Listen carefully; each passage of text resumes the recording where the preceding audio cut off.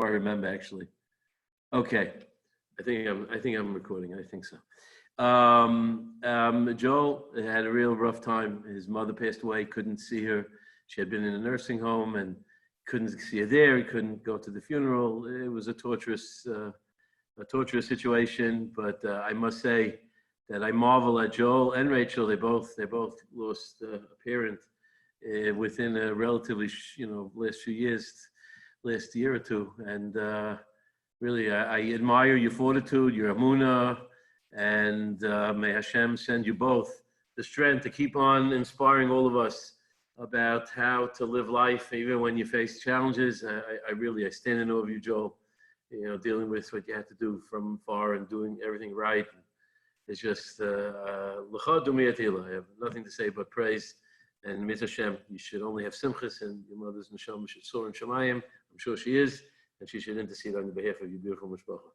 So tonight, and really, it's a good segue into, we're transitioning from the 24th day of this year, we're going to the 25th, and we're midpoint. We're dead center. Hey Joel, good to see you. We're mamish dead center. And if you follow, I hope everyone has learned already that, there is a method to the madness, not to the madness, to the ascent. And it's that every day has a different limud. Tonight, appropriately, is Netzach Sheva Netzach. A Netzach Sheva Netzach. It's amazing. Everybody has a piece of Netzach, but Netzach Sheva Netzach, you take it even a step further and realize. Now, we're just going to say a little bit of introduction to Netzach Sheva Netzach. The Meat of Nessa is Moshe Rabbeinu. And what I think Netzach Sheva Netzach means is to contemplate and realize that, Moshe Rabbeinu, when he was told that the Jews would have to be obliterated, and God would said, I'm giving it all over, we'll start all over again. Let's start from scratch. Back to the drawing board, back to square one. And Moshe, you're going to do it. And Moshe said, take me out of the Sefer. And Moshe Rabbeinu was willing to eradicate his name from history, and so that the Jewish people wouldn't be eradicated. And what that means is, and Hashem sort of consented. What does that mean? And what does it mean that because he said that his name wasn't reported in the Torah in one parsha?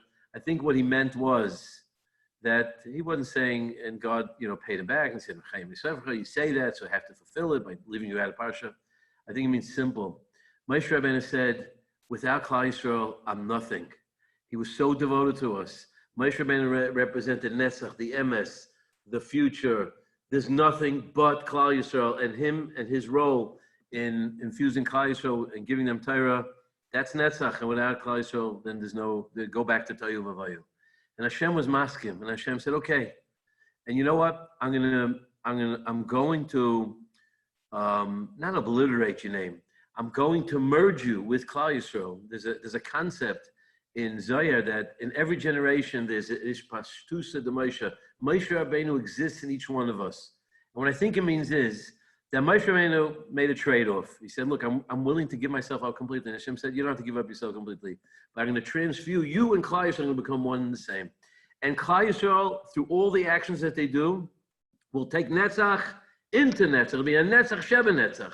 Because what we do is a fulfillment of what Moshe Rabbeinu wanted us to fulfill, to continue the continuum, which goes Ad Netzach Netzachim. And we're all part of it. And you realize that. And when you celebrate, and you commemorate a shleishim, the loss of a relative, you realize that it's just a netzach sheva netzach. Our relative is not here, but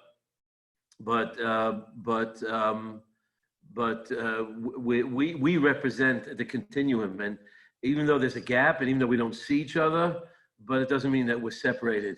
The netzach is sheva netzach. We each are a piece of that netzach, that continuum.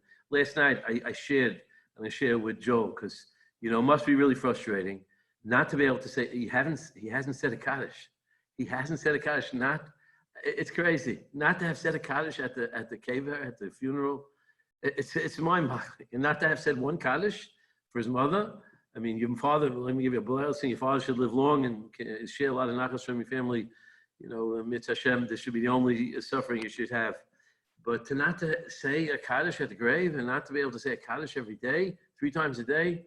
So I heard a great thing.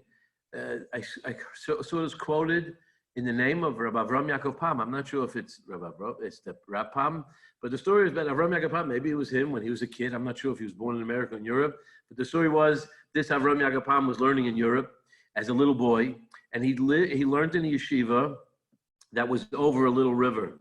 And the wagon driver who lived in his hometown, when he had to take a mission and go over the bridge or whatever it was and go to the other town, he would stop by this boy's mother and said, "Look, I'm going to the other town, and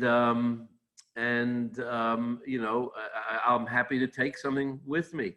So when he came to the mother and she wasn't prepared and he was already leaving, she didn't get wind of it, so she would send regards. Sometimes he came a little earlier and there was enough time. She couldn't put together anything, so she wrote a postcard. But sometimes when he told her in the morning, you know, I'm going a little later in the day, then she would prepare a package. So he said like this. He said, I forgot who it was, I'm not sure. He said it. He said like this. He said, when you say Kaddish, Joel, when you say Kaddish, Kaddish is a regards. When you're down for the Yomid, that's a postcard. But when you learn Mishnayos, you're sending your mom a package. There's nothing greater than that. So of course we want to say Kaddish, and we want down for the Yomid, and the mitzvah Hashem, you know, if someone wants to do a mitzvah and he's a Ninus and he can't do it, it's as if you did it. So I'm sure your mother's getting a lot of regards, and she's getting, you know, even a big postcard, one of those big ones. But the Mishnayos you learn is a package. You know, it's a gift. You send. Rabbi Victor Miller told us when we were sitting shiva. You know, my father. He says when you give tzedakah, you do an action. You do, especially learning. You're sending a package. You're sending a gift to your parent in Shemayim. So that should be a little solace for you. I just want to encourage everyone. I really wanted to say a different story. Maybe I'll save it tomorrow. But I want to encourage everyone. It might be able to be a good preparation for the story I wanted to say tonight, but I won't have enough time. There was a beautiful, so touching, a film clip that's part of a tribute that they're putting together for Rabbi Joseph Breuer, who was the Aynical of Rabbi Sham Shafal Hirsch, who was the Rav in Adash Yeshurun, and the family is doing I forgot how many year tribute it is, and they had the Novominsker Rebbe had been interviewed, and because they had started this program to have interviews, and the first one that they were able to interview was the Novominsker Rebbe. When COVID broke out, they had to stop the entire thing. So all they had was a clip of him, a whole interview, and they made a small clip of the large interview, and he died a short time afterwards. This is the only clip that they got, and he made this clip a short time before he died. He died Pesach, and this was done March 13th, I think, something like that. So it's a remarkable clip. If you Google, I forgot where it is, you just Google Novominsker and Breuer, and it'll come up, and you'll read this clip. I'm telling you, it's not only a tribute to Rabbi Breuer, but it's a reflection of who the Novominsker Rebbe was. Because, you know, Rabbi Nessa says, Ish Lefim Haloloi. The things that you praise is a litmus test of who you are. The things that a person praises, you praise people who are honest, you praise people who are genuine, you praise people who are authentic, you praise people who do chesed. Usually it says, Matrev l'kesef, the furnace refines the silver, and the level of the furnace makes the level of the quality of the silver that's smelted there. But ish l'fi mahaloloi. But a person, Rabbi Nessa says, ish l'fi mahaloloi. If you want to know who a person is, see what he extols, what he praises. And the way he expressed his appreciation of Rabbi Breuer was just breathtaking. And it's just, mamish, you feel like you mamish sensed the neshama of the person. And basically what he said an interesting thing. He said he had been a Rosh Hashiva in Breuer's for, I think, 11 years or something like that, 11 years where he served as a Rosh Hashiva, and he became very close. He said he used to visit Rabbi Breuer every 2 or 3 weeks, and he really became close to him. And he said, he says, you know, in Europe, in Germany, you know, all of Europe was uprooted, Eastern, Western, everyone. And in Germany, there were many kehillas. There were many kehillas. There were many kehillas in Germany, and Hamburg, and Berlin, and Nuremberg. But the only kehillah that was transplanted and continued sort of as is, and they succeeded in maintaining a continuum, a Netzach Shav was the kehillah of Rav Hirsch, Rabbi Hirsch, as he referred to him, Rabbi Breuer used to refer to him, and who Mamish was brought to Frankfurt and transformed the Judaism, and that was a continuum. Rabbi Breuer was a grandson or a great-grandson, I think a grandson of Rabbi Breuer. He still remembered him, and he said the reason, he says he always wondered why they was Zuzaifa, and he says because they lived with authenticity, they lived with a commitment, they lived with a Mesiras Nefesh, they were a piece of history. He said he felt when he was talking to Rabbi Breuer, it was like a piece of history. You know, in Germany, we go back to Rabbeinu Gershom Aragayla. It goes back to the times of the Rishonim. And because he quoted a passage, he says, Vatiyana HaMiyaldos, the Miyaldos, because they had Yerushalayim, Vayas Lehem Botim, they were Zeicha, that they would have Kiyum, Kuna, Malchus, Leviah.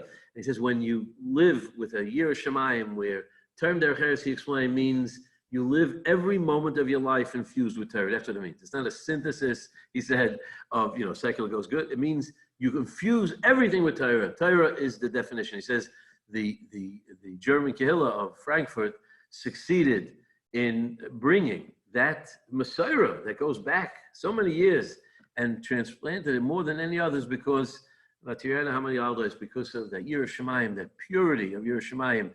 He quoted Rabbi Breuer that when he came to Washington Heights, they davened in a small house somewhere in Nicholas Avenue, and said the first thing he said that they have to build before they build a shul was to make sure that there was a local mikveh, even before the shul. Even though they probably could have traveled to mikvahs, but he felt that you have to start off a kehillah with purity, with tahara. When you live a life of netzach, and that's how you instill your life with a sense of being part of something much greater. That's something that's not just, the few years, relatively speaking, to that was Eicha, but you see yourself as a bigger part of a much bigger picture. That's when you Zeicha to the Netzach Sheva Netzach. That's when we carry the mission of Moshe Rabbeinu. That's when we become a piece of Netzach. And he says he saw it. He saw how the Rabbi Yosef Breuer and his father and the tradition. It was carried in its entirety, in its authenticity, and that's why they were so successful in conveying such a marvelous community more than any others. May we be Zaycha, all of us, each one of us, in the histories that we come from, and each one of our ancestors, wherever they were holding, is a piece of that Netzach. There's something that they were Zaycha, that we're all here continuing the mission that started Har Sinai. We're midpoint, and we have a lot to do. I think the second half of Sphere, we should focus on the journey that we're part of. As the Novitzky Rebbe said, we're not standing on the feet of those who are in the present. We stand on the feet in the past, but we stand on them and create the Netzach, Sheva Netzach, by living the inspiration and the lives and the genuineness and the honesty. And as he said, the Erlicha, and Emes Erlicha Yid, to be Erlicha Yidin. Joel and Rachel, I devote, obviously you sponsored, and I just want to say, Lefnei Kolam Veda, you're a remarkable couple who's taken the histories of your family and elevated it and enriched it and has given so much chusim. May Hashem continue, that you should continue that journey, continue to build a netzach upon the netzach. Your beautiful children should be blessed with good health. And Rachel's brother also had experienced COVID. Baruch Hashem, he recovered. May your surviving parents, Baruch Hashem, live a long life, and may they continue to be enriched by the beautiful, beautiful legacy that you're continuing. May we all be Zaycha to carry the Netzach into the Netzach and be part of it. Everyone have a wonderful